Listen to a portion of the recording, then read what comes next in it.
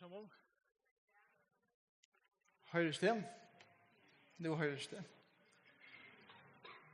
Onkel kom til min i viken av han eldre her i samkomne og sier hvem vi glemmer hva du hører si om at eldast, sier man. Og hun sier, vi skal ikke ha silverbrydlepp enn. Men verleisen er han at vi er alt som livet sammen som tjon eldast sammen. Det kan mye for alderen Vi har fylst vi hesten her unga pæren som fann sammen, fann karlækan og kvarnøren.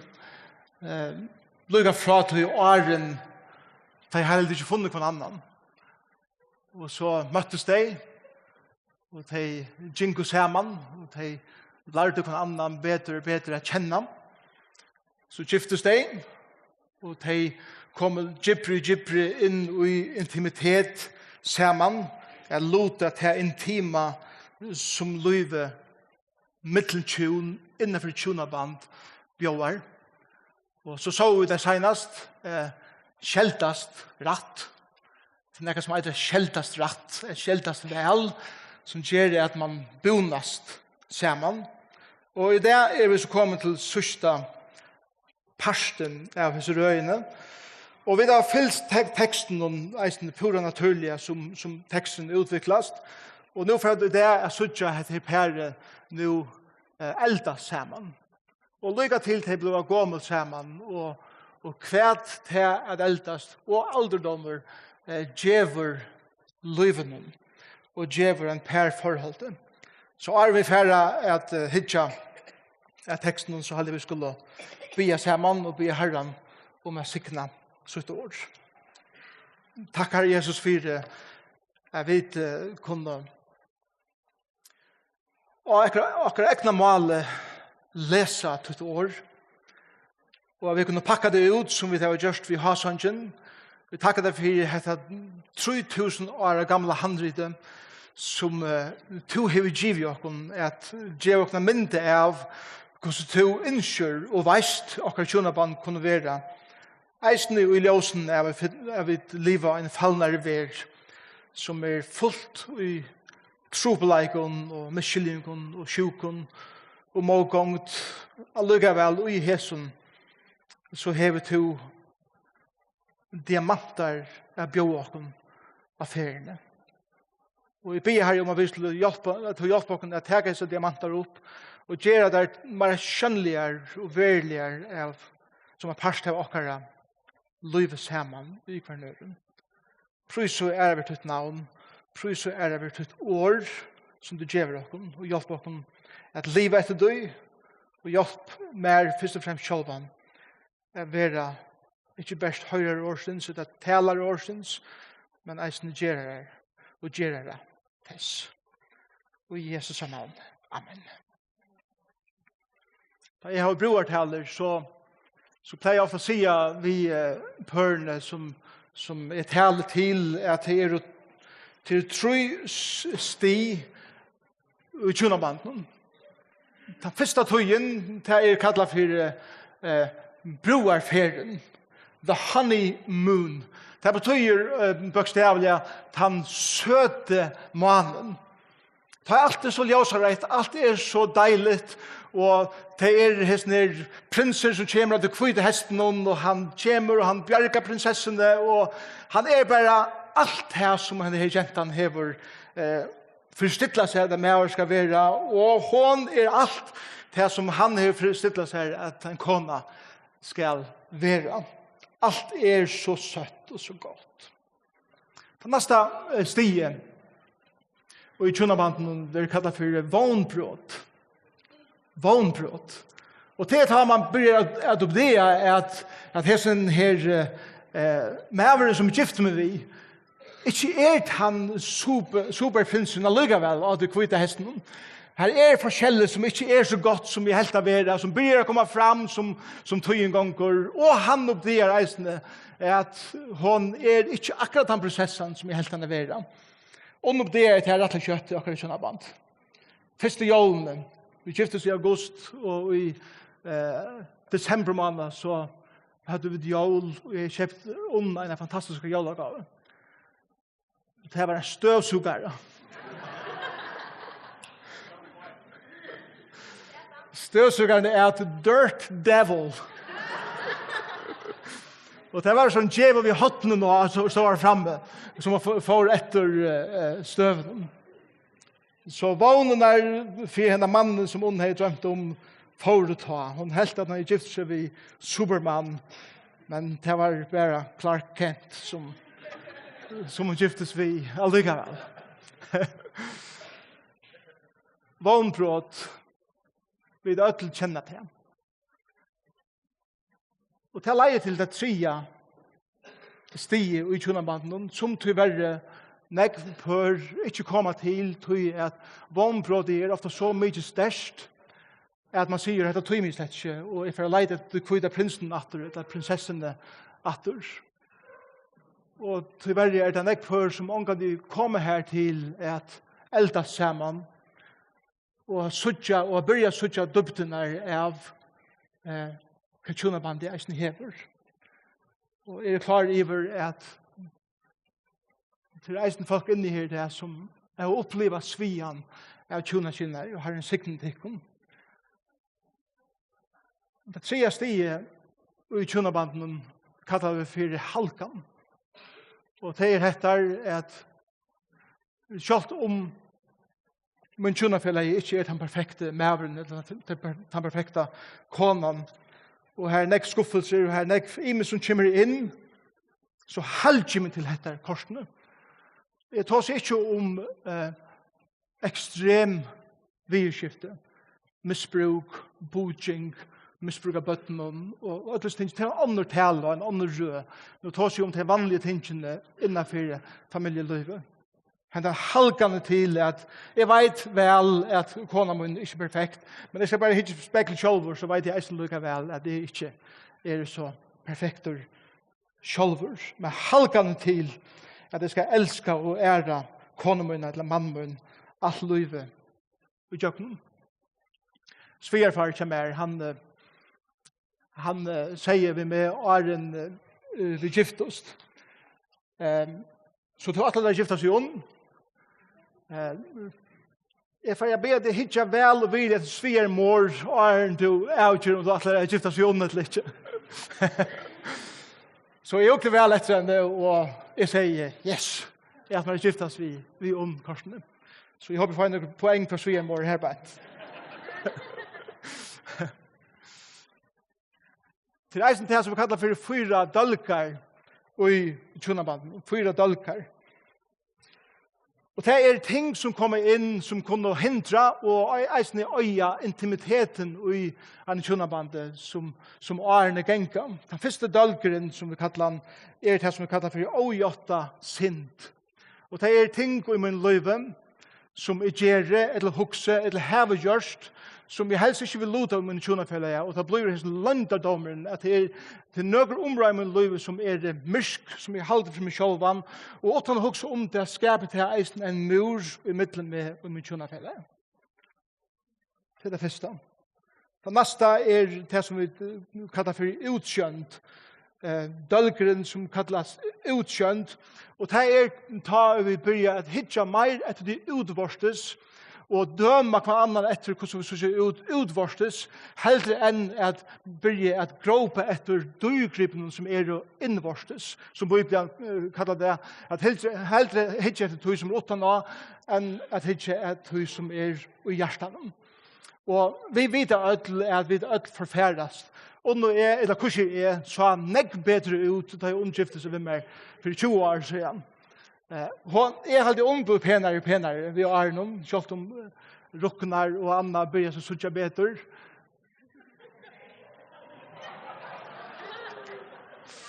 Nu så vi sofen i natt. Men det gör jag sover så ofta. Men det heter att lära att lära sucha heter att ja, det är utvarstes fer, men det är invarstes ingest och just sterskare och sterskare vi är att lära det. Den tredje dölgren kallar vi för lete.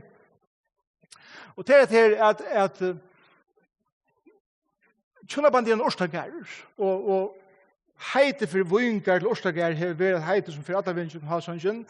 Och det är att inte tyma att rökta och att göra det som ska till för att blommorna sprätta. Det tar så om att inte låta revarna komma in och öja årstagären. Det är att ett tymiske, det är farligt, det är körbära och ett tymiske att arbeta på med tjunaband, ett tymiske att arbeta på samskifte, ett tymiske att færa inn i tingene, at sette meg inn i hvordan kommer hukse, eller hvordan maver og hvor man reagerer på handamaten, og ikke på hinmaten, og alle tingene her, tøymykje, som gjør til at tjunaband eisene ikke kommer til det potential som det kan komme til. Og den fjorde dølgeren det som vi kallar for glømska. Og til det vi gløyma at akkurat tjunafelle en underfull gava fra Gode. Tjunafelle en underfull gava fra Gode.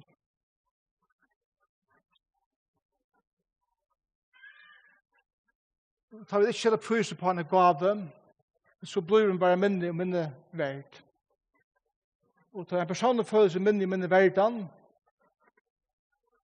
så blir den akkurat det, minne og minne verd. Hvis jeg djevest er vakna opp om morgenen, og få en og fyre at en fantastisk gava fra Gode som han har givet mer. Så det er veldig kjøtt at hun blir bare en person i min liv som er livet sammen vi har samme køk, vi har samme kammer, vi har samme ves, vi lever under samme tætje, men annars lever vi fullkomlig og førsett liv. Og hvordan er vi ikke her? Og til at eldast saman, til at bli gammalt saman, nemlig hettar at læra, og som vi får suttje i Hásongin, at livet saman kan halda av blomstra.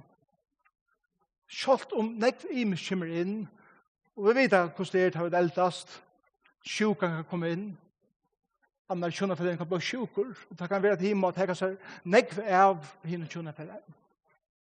Otroskap kan komme inn, tjunakilnar kan komme inn, det er så nekv imes ting som kunne komme inn i akkurat liv. Men det er halkanen for livet. Ein sier såleis at den beste maver en kona kan få er en arkeolog. Dess eldre en bliver, dess mer spennende bliver hun. Og såleis det sikkert. Men det klare for en i Hásongin? Og for hitje teksten noen, vet hva han sier vi og kom. Vi enda oss heinast, vi har sånn at de har haft en konflikt, de har Michelin kommet inn, og de kom her til hver de danser sammen. Og de danser i samme sted og i takt til at endreist var kommet inn og til at arbeidet gjøkken konfliktene som gjør det at tjunnabandet ble en og gypri mittelen deg. Nå det akkurat som, for jeg bruker som myndene som jeg brukte gjøkken at nå ble scenen mysk atter og så kommer ljóset fram atter, en nudge scene kommer nå fram og nå det årene gingen, eller årene genga. Og han tåsar. Han börjar tåsa vid henne. Og man låter for hon så svære atter. Og for at suttjan er veldig sannleikar hva det betyr at eldast saman. Ofta sier vi boja bæra. At for eldst ikke fer nok. Og realiteter skibar inn. Og ødelstingene her. Og det er en sannleik i tøy. Men jeg halde at det som vi får suttja i det hettar at forelskelse som de følte fra byrjan av, som strøyma i deg, fer ikke vi åren, men det kommer bare inn i en nytt perspektiv, og det får større visdom at han færer til forelskelse som vær her i middelen deg, men det dør ikke. Hese bare elskar hver annan, og de viser det, og de njóta livet saman, som en sier ved mye gjør, at elda saman betyr eisne at innkjast saman samtidig. En så ørnen at dyrken kommer gypre, kjolt likame fer. Og det det som vi kommer suttja i hessen sannleikan i det. Vi så fra første og øren kapitlet at det var nekka som byrja veksa i middelen deg. Ahoen og hoen av for en øren og viringen og alt det ble vi av veksa. Og det som vi får suttja det til at ta i årene færre og man blir bli gammal saman så det hese tingene som de fra byrjan byrja å kultivera som heldur å veksa. Og det som vi får suttja i det. Så la dem slå opp på Hásongin, kapitel 6. Hásongurin, kapitel 6. Og vi får suttja noen ting veksa og økjast. Det aller første som vi suttja blir vi av veksa og ut herra tjonabandi ahoen fyrir kvarnøren. Han talar. Nu det etter ensamhet, sikkert inn i kameren etter. Og han sier vi henne som fototryn styr vekurst og skekvunnen til høvdinga døtter. Minnes i broren åttene, hver byrjar han ta seg ved henne, minnes sitt. Han byrjar her oppefra og nere etter. Hva får han gjøre nå? Her nere fra og opp etter. Og han byrjar ta seg beinene og konen. Jeg vet ikke hvordan vi alltid kjenner bibbene og føttene og konen, men det som han lærer oss her til at vi eier bliva granskare av kvarnøren. Vi eier kjenne hver annan, detaljere. Og det som han sier han hikker etter fotonen til henne, og han sier vi henne som fotoen styr vekurst i skekven. Det er så fantastisk gongelig. Jeg beundrer beinene til henne, jeg beundrer føttene til henne, som jeg hikker at bibbene til henne til høvdinga døtter. Og hun her gjør eisen til at han hikker ikke bare etter hvordan ser ut. Han har kallet henne vinsøyn, han har kallet henne for diggvann, han har kallet henne for ødelse tingene, men her en titel som han sier, ja, men som kommet kjennende gjøkken og årene, så blir å suttja alle de her interne kvalitetene som du hever, og du ber deg selv som en høvdinga døtter. De karakterene hever du av en kvinne som stersk, og som tårer å stande opp, og som hever tøyne meninger, og som tårer å stuja ut tøyne fote, eller av tøyne fote, og ut tøyne skålen, det som han sier her beint. Arbeider opp etter, og han sier lendartøyner rundast som halsband. Han ser formen av henne, som et halsband ligger om halsen, så ser han lendarna av henne. Og så sier han, handaversk, listamann. Det ikke som de største listamennene som har mynda disse veldige figurerne så det sånn at jeg elsker jeg min. Fengt ut som rundskål. At man lykker forklarast. Man får ikke si av konen sin så ser det ut som en balja gå. Det ikke noe romantisk av høreskum. Men han sier her på et fengt ut som rundskål som aldri fattas vun. Mia tøyn som kveite dunge. Det sier det heldig ikke at det ser ut som en bildekk eller noe sånt. Vi liljon rundt om. Hva sier han her på et? Barmertøyn, eller fengtøyn, fattas aldri vun. Mia tøyn en kveite dunge ved liljon rundt om. Vun og kveite. Det det som tøyninga mykje her på et. Vun og kveite. I Israel det tver årstøyer ta i grøyen vi samlet inn. Til vare og til heste. Det ta i rekne byrjar og ta i rekne enter. Vun var samlet inn og vare. Kveite var samlet inn heste. Det porsjene og det høgtøyen ta og det samla grøyen inn. Og det som han sier vi henne det at du blir vi sprutte av liv. Liv kommer fra der og grøyen og energien og vitaminene og alt som bruk for kommer mer og mer fra der. Og han setter pris på det som han lærer av konsen. Han arbeider ikke opp etter vers 3. Brøsttøyne som lampspær, skåar gaita tvoi borar. Har du hørt det her før? Når sier han at der? broar nottene. Arn i gingen, og han setter en lyga stóran prys på hennara brøst. Og brøstene var tidsen alla veien i jøknen Hásongin som nekka som utrolig intimt, og han elskar hennara brøst. Og hoen for å kjenne henne detaljera vekser som arne gengen. Så kommer vi til vers 4 og 5. Det vi kallar for at viringen vekser. Først ahoen vekser. Det neste til at viringen for henne vekser. Dette noen vers som må ligge eisende utledgjast. Halsertøyen som fylabeins tørne. Her det, han taler om henne hals når han kommer her opp, og fylabein der til finaste materialet som tog under bytja nega på sjur av heimen døven. Og han sier at du ber til en hals vid til allar finaste materialet som jeg kan hukse om, og du helter halstøyen høgt. Det som han sier. Og så sier han, eietøyene som hilja ned i hespon vid Batra Bims posters. Hva det for nega? Hespon var en bøyer som ligger nega estan for Jerusalem. Han var særlig kjenter for 2 hiljar som tar feramenn kommer ur øyemørsene. Og er det for inntjøkken bøyerforser i Hespon, så var det en delikatessa av færa nyer og så frisk og hilene av frisk og vattne av vaska støv vi av, så er det først inn i byen. Og det som man sier vi henne, er være sammen med her, forfriskant. Det som at hega et bæ, ta i trønge til det, og være forfriskaver av nødgen. Nøstøyn som Libanons tørn.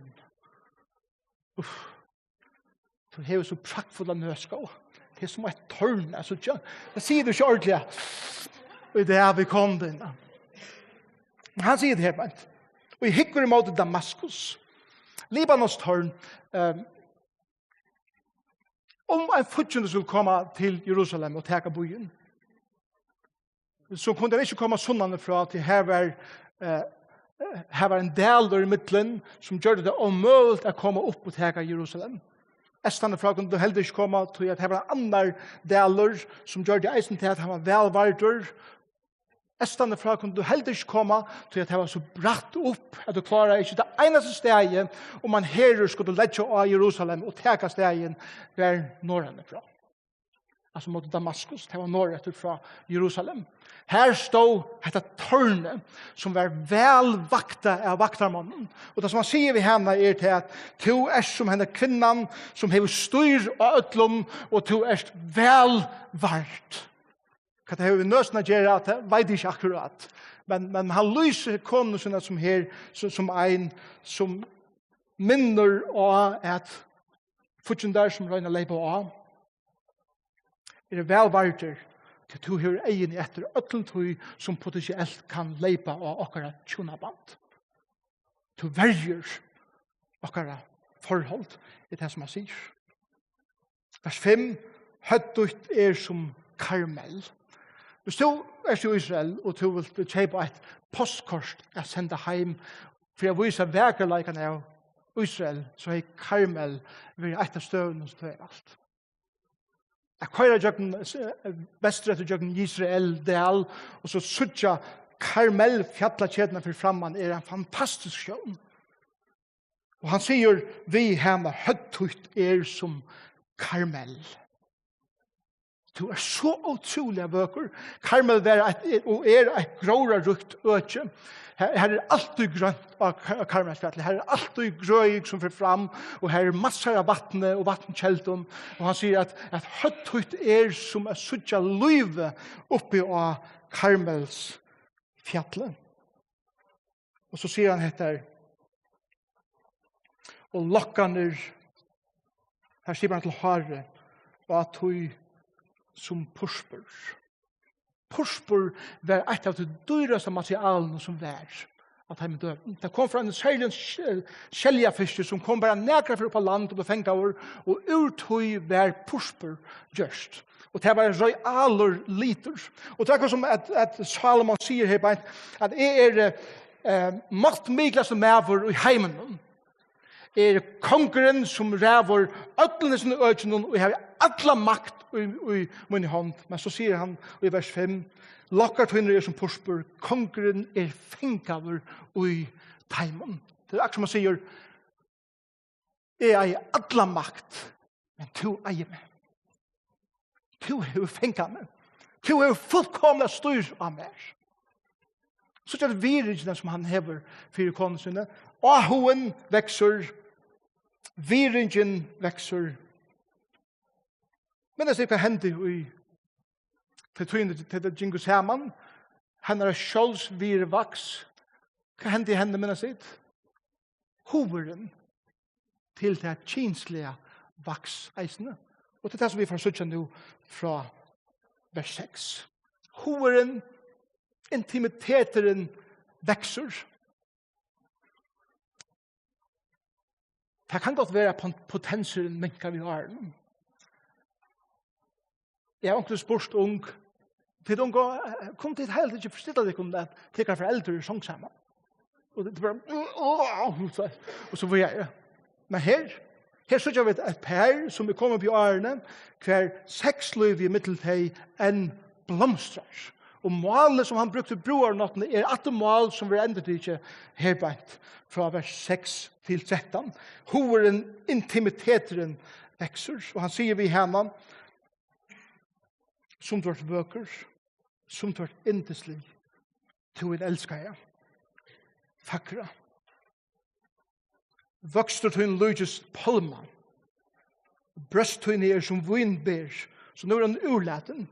Og han hikker etter henne som et palmatræ, nok dadle palmatræ, som stender herbeint, og så utrolig vekk å suttja.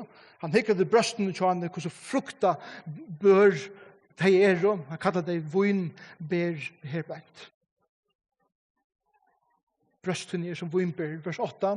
Jeg sier, jeg fer opp i palman, tætju i greinar hans herra, Prøstene skulle være som bærene av vintrænen, antetøyen som engene av surudlen, gåmetøyen som besta vin.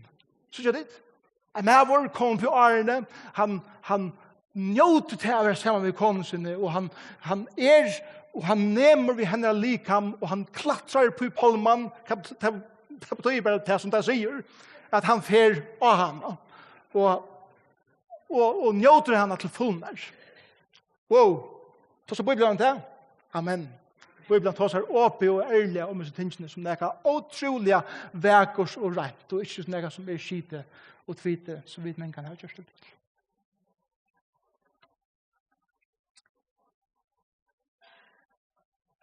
Nå han lever jeg snakker.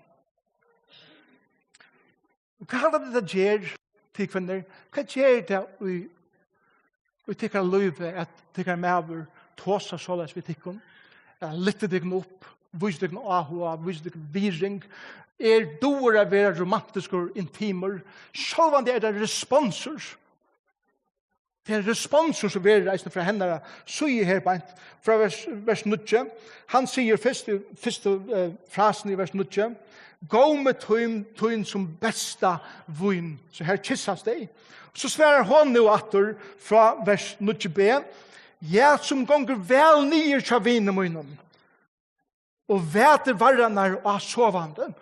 Det som hun sier her til at jeg vil være at han fyrir det som gjør til at okkara sexliv kan innkjast og blomstra. Sjalt med det svever skal du drømme om hvordan vi kissas, sier hun. Så sier han vers 12, jeg høyre vinen munnen til, og til munn stendur. Og det året her tra et øye avverstår. Det at vilja sluka nøkron. Vi sier det om det eisne føreskon. Jeg kan si det bare ved bøten. Jeg kunne ete det. Det er faktisk det som hun sier. Det er faktisk året det er jo nægget vi øyende eldre gjøre. Jeg kunne konsuma det. Jeg kunne ete det. Jeg kunne skratte i øyne det som hun sier her bare. Så er det hoven til henne som fyrer honom. Hun vil gjeva seg til han og vil heva så nekt at hun kunne ete han her beint. Tøyen stendur tra mun.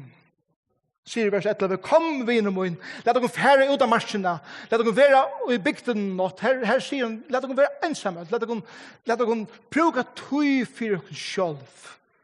Og så det heter, jeg elsker disse versene, let dere orla fære i vingærene, let dere vite vintreet fære at spretta, blommene utsprungna, og granat eblatrøyene blomma. Hva for årstyr heter det? Lad dere vite til færdige blomma. Var sommar. Minnes det når det var sommar senast? Åren de giftest. Ta det gink og saman. Og det som teksten lærer dere til at han brandrer for hver nøren. Selv om årene kommer og alle tingene kommer inn, så eier det grunnleggende som Gud har lagt her, ikke affære. Og okkara liv saman, eisen tar på gammel, eier av vera som vare ta i blommenar færa er spretta. Lad dere fære vita. Lad dere fære vingarnar. Hva er vingarnar? Min egna vingar har vi. Lad dere fære kanna hva annan hvordan vi hava det. Tomsa vidt. Lad dere njóta likammet kjøk nøren. Lad dere pleia vingarna kjøk nøren. Det er det som hun sier her på. Og så sier hun i seneste reglene vers 12, her skal jeg djevat her karlaik mun. Ingen annar eier han av karlaik. Ingen annar eier den innaste karlaikan. Ingen annar mever. Ingen annar koma eier den mest intima i middelen av mann og en kvinne. Og til tog til så utrolig sorst, tar jeg annar kommer inn og skreier til sånt. Jeg skal djeva til karlaik mun. Vers 13, til engar av karlaiks eplen. Og fyrir doren okkar allskins avvøkster, begge nutjer og gamler. Hva fattar? Hun tar seg om at her allt det som jeg har bjøret der, annars finner vi rosinekøker, er det det. Og jeg sier vi omkring, vi vet ikke at rosinekøker var i gamle testamentet. Det var for jeg vet ikke potensen, tjaken. Så jeg vet ikke hvordan de føler det, bare nå. Rosinekøker, det er det som hun tar som heter avvoksene av tøy som henne frukter her og gjør. Og så sier han, begge nødjar og gamler, alt det gamle som du kjenner, som du vet, som vi låter sammen, men jeg har eisende nødj iverraskelse til tøyen, selv om årene færre, så er det nødj ting som er oppdreier ved konemøyene, eller hånden mer, som vi ikke så for. Hevd eisne hæsar diktenar, hevd eisne handamatana, jeg sier tingene på, eller være på, at her er at oppdea nega nytt vi kvar nøren som årene genker, og ikke bare halda at nå er alt blivit trivielt, jeg har oppdea alt i min kone, jeg kjenner han til fullnær, helt det. Inntil oppdea til at her er så negv at finna. Her er så djupt at her alt er nega nytt som kommer til kjønner. Hoveren, intimiteten vekser. Kapitel 8. Langselen vekser. Og heide ver meg som brover. Og hei såje brøst movermunner. Og om jeg tar hittet det ute, skulle jeg kysse og andre skulle vannvist med fyrt. Jeg skulle lette og færre vi her inn i hus mormøyner, og til skulle last med. Og jeg skulle skonkt her kryddvun, løyen, og granat ebletreie møynen. Og i hese kulturen, og ennå i det, hvis du først inn i avvisar byaparsar av Jerusalem til lømmes, og i den ortodoxa jødiska, og jeg leie så kunne vi vanta til at onker gammel ortodox omma her kommer etter med en stav og slier. Så man leies ikke i som mentan. Man helder ikke om hver annan. Man viser ikke kjensler ut etter det som hentene. Og det som hun sier her, at jeg vilja at ta og vi genge ut og sammen, at jeg kunne vist allment hvordan jeg elsker det. Og jeg bare kunne vist ødlom hvordan stor karlag jeg har fyrt der. Men hun vet at kulturen løyvde ikke, og tog for jeg dryger det inn i okkar hus, og djeva til alt som jeg vil bjøva til her. Men hun langest etter, jeg skal bare vise karlagan fire øren. Vers 3-5 kattelig jeg fire, og nå fer akkurat som flow i teksten er brøydas og lydsynder, og vi fer at Heitið synder atretter. Og dette kallar for minnen i økjast. Vinstra hånd hans er under høttemunnen, og høgra hånd hans teker med i favn. Hadde sagt før. Ta det jinkus saman. Hold langtes etter av tidsen av. Vers 4. Bønne til kun død til Jerusalems, gjer ikke karlegan ofri, åregan ikke for han vil sjølver. Hadde eisen lyse før. Til han sier, jeg vet at kjensler og hoveren til det seksuelle er ordentlig godt, men ikke enn, til vi det ikke gifte enn. Nå hugser hun atter om hvordan det vær ta og minnene økjast. Så kommer til vers 5.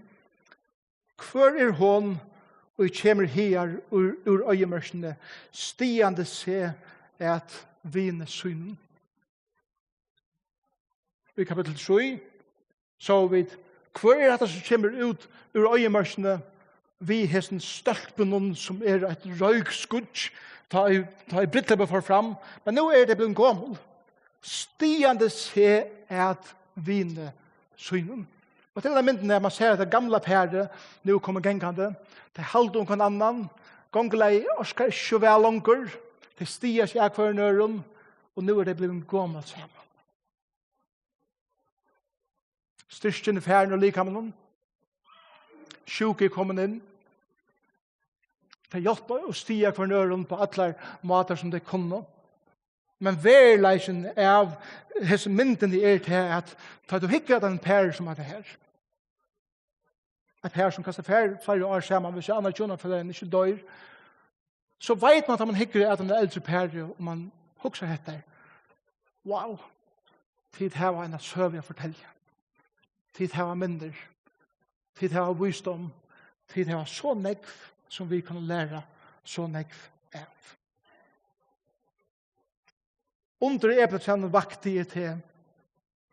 Her fødte mor til vi kvøl. Her fødte hun til vi kvøl. Hon som åtte til. Hatt en mynd av ta i karlagen vakna i middelen til. Ta og han fikk egen oppfyre hvordan fantastisk han var, og hon fikk egen oppfyre hvordan fantastisk han var. Dette mynden er av at en føying blir framta. Ta og jeg blir forelsket, og jeg finner så jentene som jeg skal bruke mot løs sammen med, så er det som om at han sier her bare at, ja, men ta hendene jeg spilte noe, en føying blir fram, det er som at mamma henne, eller mamma hans her, føyer han eller henne til tøyen. Det er det som det verset sier. Så kommer vi til vers 6. Først er det minnen i øyest fra vers 3-5, og fra vers 6-6, kapittel 4, heter Karlagen vekser. Karlagen mittelen teg vekser. Her med som innsiklesring om hjertetøyt, som innsiklesring om armen. Et innsikle, det er et stedfast av åknarskap. Det som hon sier vi han er gjer med til tøyne åkn og i tøyne hjärsta og eisne om armen vi ørnåren hev med og hjärsta tøyne og bæra med og hev ånga annan skjønnligan men utan bæra med ver tryggvor er det som sier her Karlagen skjever troskapet liv at har man elskar en person, så sier man, jeg vil være trygg for og imot hesten her personen.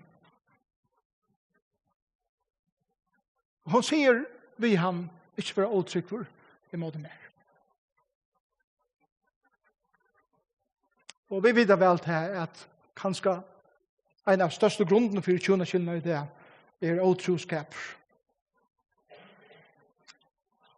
En affære hun begynner ofte vi at kjenslen dødje heima. Kjenslen middelmann og kone fære. Man røkter ikke bøyngeren, og det sløkner.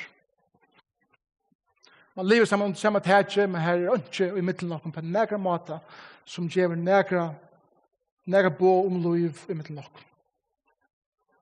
Og ta kjensler middel en mann og en kone i pura borster, så fer hon eller han å finne det her stedet. Og til det neste så ofte hender, når tar jeg återskapet kommer inn og i et tjonaband, til at han eller hon møter omkron, eller finner omkron, som knapplega sier et eller annet som vet jo noe som det. Og hon får omkostandar, eller han får omkostandar, og kommer prate en person som setter liv i noe som ikke har fast lunch. Og det tredje som hender, til at vi kommer til for at søke til støyene opp. Man får komme her ofte. Man får at planlegge det så leis, at man hittar den personen ofte til at jeg får noe som ikke får hjemme her.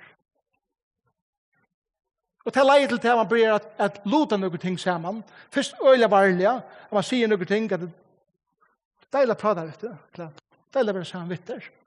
Og som tog en gang går om at testa det speklige, så kommer man her til, kan man sier, jeg føler noen fyrt her. Og hun sier, jeg føler også noen fyrt her. Og til leie så til det, at åtroskaper, som langt i begynnelser, ble fysisk, ble virkelig. Kære tjon, hun vet ikke halda kjenslen som vi har akkurat i middelen livet, så får det er stedet. Jeg har ikke også hvordan ble det til at han og kona fatt for hæse mannen og ikke så negna mannen. Han ser neggverre ut og alt det hele.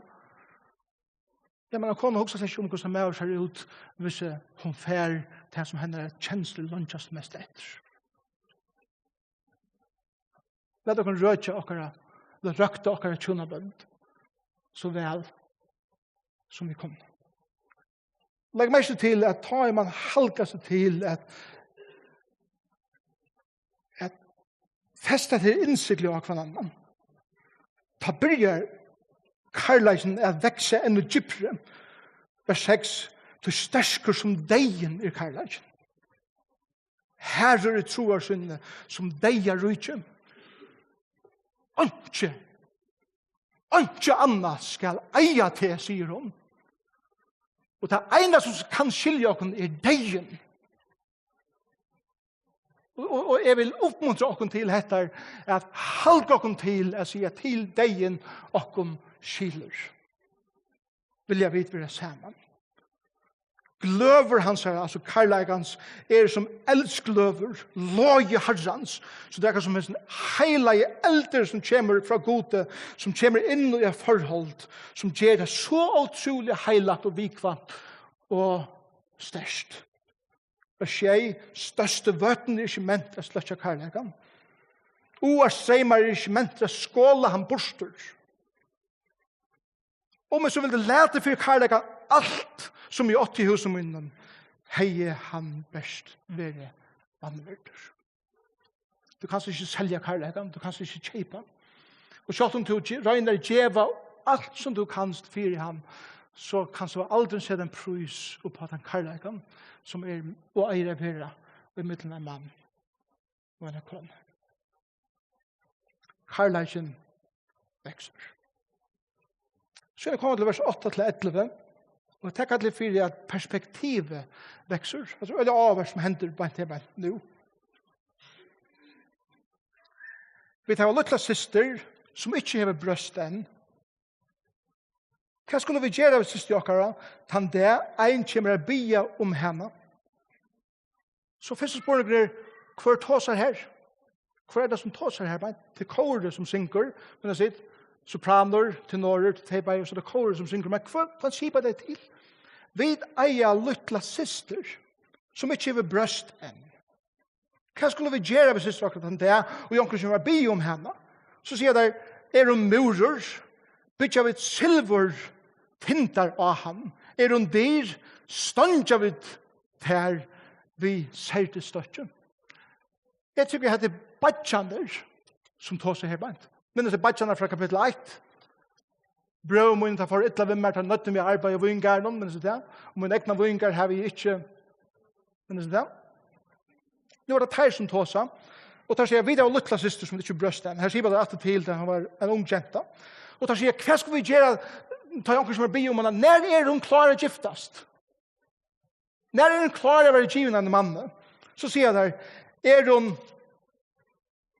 hun murer, så bytter vi silvertinter av henne. Og til dette at det henne her typen som sier at ikke en og hver slipper frem et herbeint. En murer som sier fire at ungen slipper inn å komme mer nær som en ung kvinne. Det som sier.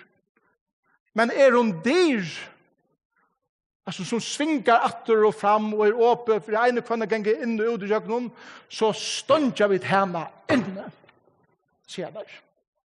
Vi ser han i serdestokk. Det er serdestreie som sterske vier, og vi binder han inne.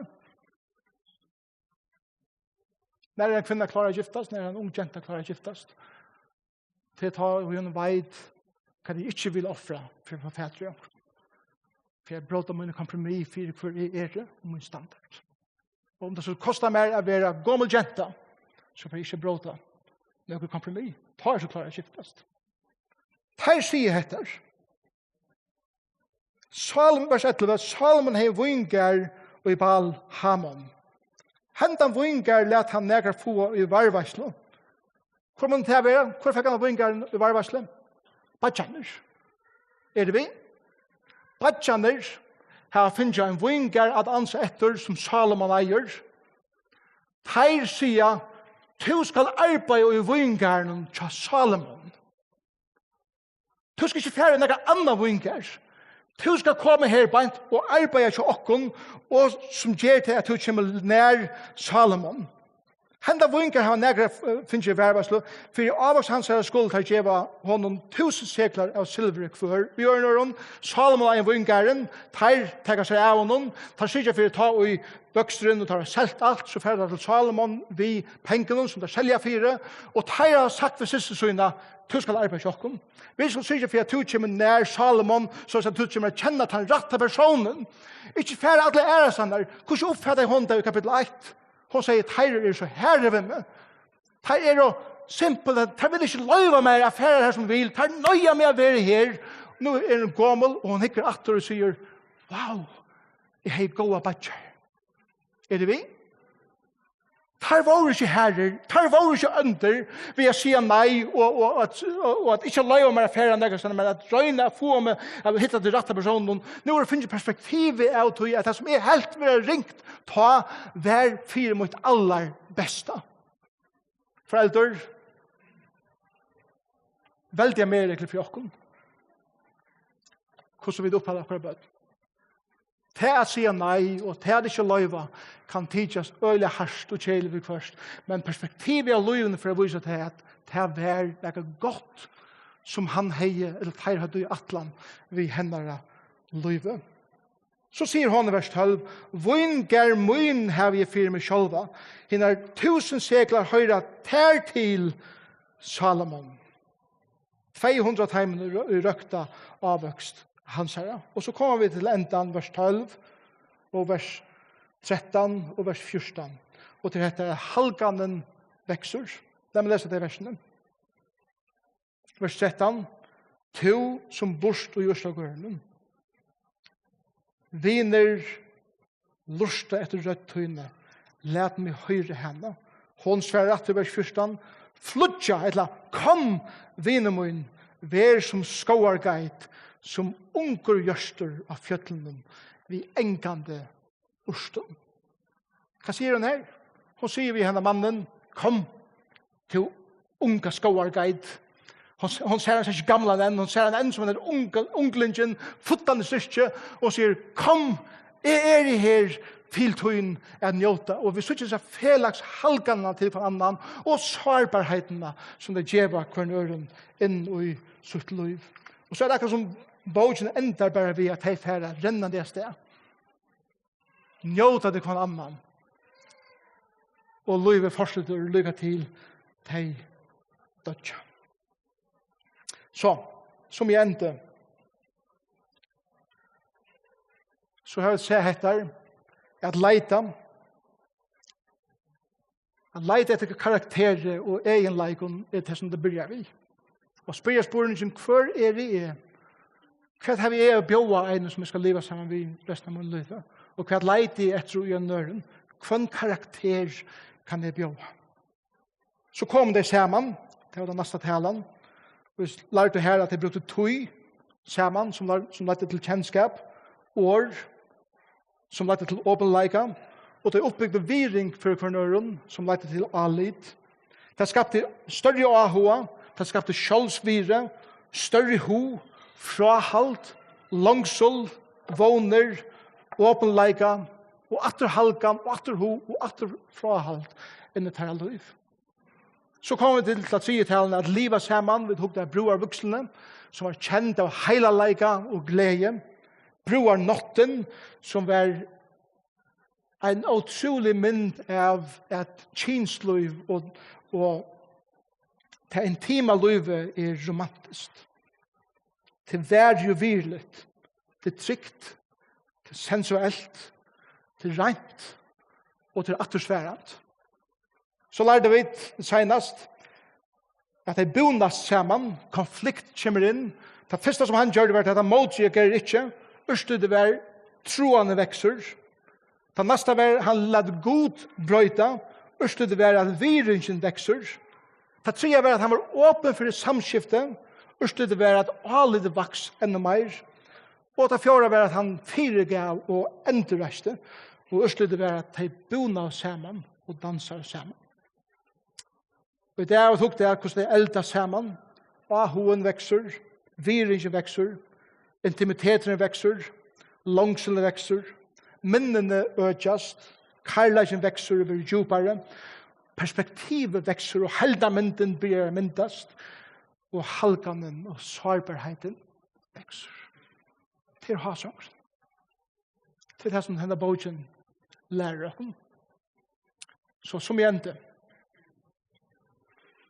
så vil jeg først si at vi til en ung pør som er her i dag, og en som høyre eller suttja disse talene. Halde deg en regn. Husk jo om at oppbygja tøy sammen, at lære ta seg sammen, at oppbygja den viring for kvarnøren som er utan til seksuella. Sex og det kinslige høyre tjunabanden til, og ikke åren. Og jeg vil oppmåtte til kompøren som er inne i det, hvis det er å kinslige involvere vi på en annan, prøv å skjere det av, bli god om at gjøre den styrke, at se det til syes til broar nottene, så at de kunne lære at kultivere hese djup og virelse for kvarnøren, kan lære at ta seg sammen, så det ikke er det kinslige til bytja av, men allt hit rundt om det som skal gjøre til at ta i tøyene rødt, så skal det blomstre. Kære unge pør, sett deg fire at lære at sette kjensler av årtykkere. Det er noe som jeg må lære enda mer og mer kvann det, som var 45 år gammel med over. Men begynne ung og lære hattar, at skapa ta viringene. Ein dronker som legger beint inn i underlivet til en jente, hever ikke viring for henne. Og en ung jente som legger beint i underlivet til en ung mann som gonger sammen, vi hever ikke ta viringene for henne, som Gud hever sagt, det har vi fornøyelse. Det er ikke at jeg vet ikke. Så vil jeg si at vi okken, giftpør, og det her hjelper okken at halga okken til at arbeid og årstakar. Og så er det for at revaner, som er hins lytte revaner, som er små tingene som kommer inn, og hvis det ikke er teaching og rettar tøy, så er det de at de avvoksner opp. Og som gjør til at 1 million ting vi gjør da vi var voksen fra hver nøren, og vi tar ikke livet sammen til langt. Det er ikke revende. Så sier vi også menn, eisene. Jeg husker om minste som det ser i Hásongin heter, at han har tidlig initiativ i alle tøyene, og hun har svære atter. Hun har så tidlig initiativ, og han har svære atter. Jeg får bedre kære menn, og jeg sier det lykker til meg selv. Jeg tar vi tåsa om at mæveren høtt kvinnerne. Bibelen lærer til, og nå som man sier til, at mæveren høtt kvinnerne. Det er bare til at vi har så mange tider til verset og trusta nye åker kommer. Som om vi har makten å bestemme. Men kære menn, begynner å søtte hva det betyr å være høtt kvinnerne og i ljøsen av Hásongin. De kvinner hadde ikke vært behandlet som han hadde behandlet konene i Hásongin. Det er det som betyr å være høtt. Kristus høtt i samkommuner, og han behandler oss som mæveren gjør i Hásongin. Kristus behandler oss vel. La dere menn huske om til å være høtt, betyr til at vi tar initiativet til at få livet som god til vi lagt i disse kvinnerne som han har givet oss, at blomstre. Og hver kvinne vil ikke gjøre seg til en mann som leier på handamaten og elsker på handamaten. En eisen sier noe av etikken, som mulig er her i det, men som kanskje eisen lursta, eller så ikke heter, som er single. Jeg vet at Bibelen tar seg om at God til å give omkring gaven er at være single. Men det er kanskje flere som er single i det. Så jeg tårer ikke at gjøre oss et liv til en annen person. At låta mitt liv som en nørst. Hásongurin sier at det er noe helt naturligt som God har lagt i okkom at vilja låta okkom liv som en person. Og jeg vil bare si til menn som er avgifter her, kvinner, prøv å ta chansen. Prøv å ta sårbarhetene og offre det til å låta ditt liv sammen med en øren person. Og vi vet hva Herren kan gjøre vi tykken som personer. Hásongurin er et evangelie som tåsar om hvordan det god elskar sine bror og hvordan han elskar henne. Evangeliet kommer inn i okkur tjonaband og som gjør til at vi blir livet til som tjon som spretter ut av alle de som er rundt om okkur fra byrjan av fra vi er ung og alle veien ut etter til at vi er bliven gammel saman. Så at Herren tidser seg båtene og lagt han av åkna hjertan og hjelpt åkken at hugsa om hva vi er som menn og som kvinner.